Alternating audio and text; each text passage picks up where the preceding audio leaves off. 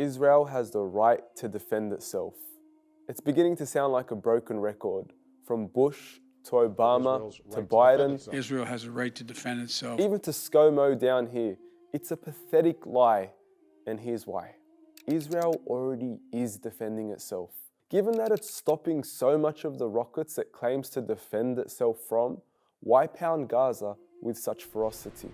The exceeding amount of casualties on the Palestinian side far outweighs that on the Israeli side.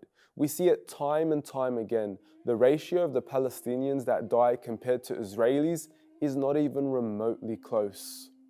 The enormous power imbalance between Israel and Palestine is incomparable.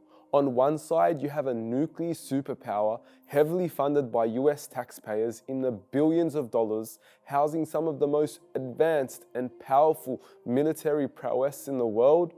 And on the other side, you have a people living under a blockade with no navy, no air force, no tanks, nor any access to heavy artillery. This is not an equal fight.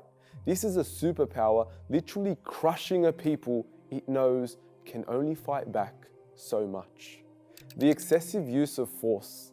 Israel is leveling entire residential apartments to the ground. We are seeing entire families being wiped out of existence after being buried in the rubble of such buildings. And if they do so happen to survive, the people of Gaza are left homeless, widowed, and orphaned.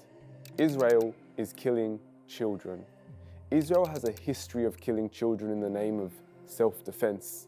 58 children in the last week alone, 551 children in its 2014 attack on Gaza, and over 3,000 more in the past 20 years of Israeli aggression.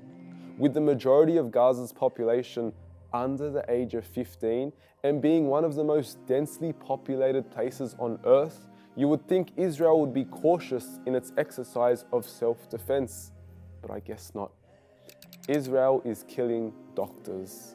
In the past week, Israel murdered Gaza's top neurosurgeon and also the head of Gaza's COVID response.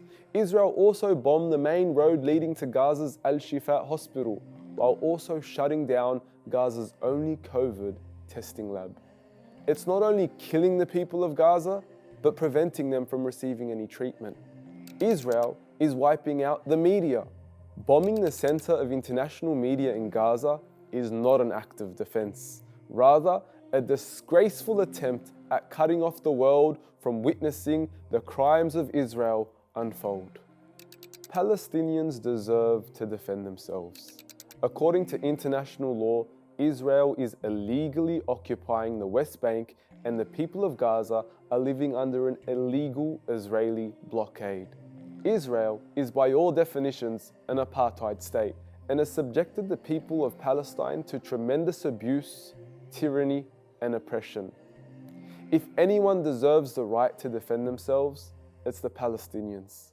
As an old man in Gaza once said, "You take my water, burn my olive trees, destroy my house, take my job, steal my land, imprison my father, kill my mother, bomb my country, starve us all, humiliate us all, but I am to blame. I shot a rocket back." It truly is no different to blaming a woman for punching her rapist. And to top it all off, Israel doesn't care. Israel has a history of acting with impunity. It kills knowing full well it will not be held to account. Until this day, the US continues to block United Nations statements from condemning Israel's military response and any calls for a ceasefire.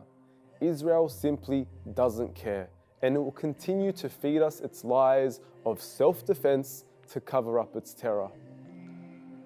This is not self-defense. This is mass murder. This is genocide, and it's about time we wake up.